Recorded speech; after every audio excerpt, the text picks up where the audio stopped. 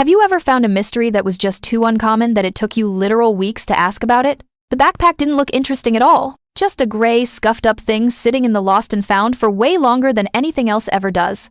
Every week, different kids came to dig through the box. They pulled out water bottles, sports gear, random stuff that clearly wasn't theirs. But nobody touched the backpack. Not once. And after a while, that became the part that bothered me. Who loses a whole bag and never comes back? Who sees it sitting right there and doesn't claim it? One day during lunch, I finally picked it up. It surprised me it had weight, actual weight. Not a brick, not anything weird, just the kind of weight that tells you somebody packed it with intention.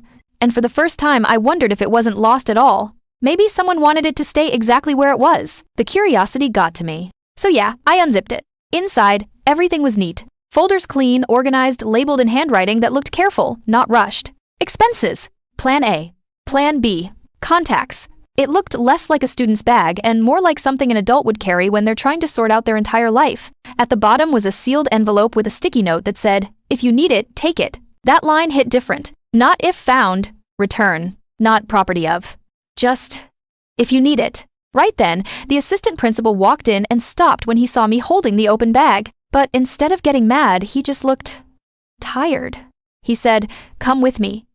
In this calm voice, like he'd been expecting someone to eventually ask. Walking to his office, I kept thinking about that note. Who writes something like that and leaves it in a school lost and found? He sat down, rested his hands on the bag, and finally told me what was actually going on. The student who owned the backpack had left our school months earlier. Not because he wanted to. His family hit a serious financial collapse. Rent, bills, jobs, everything fell apart at the same time, and they had to move in a rush to stay with relatives out of town. Those folders were all the paperwork he'd put together while trying to help his parents keep track of money, deadlines, and options. He wasn't playing grown-up. He was actually doing it.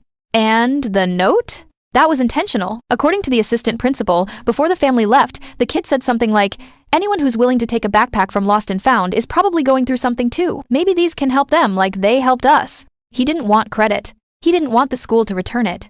He wanted whoever was desperate enough to reach for it to find something useful inside a map of sorts from someone who'd been in the same place. I left the office thinking about how quiet generosity can be. No spotlight, no signature, just a kid leaving behind hope in a backpack.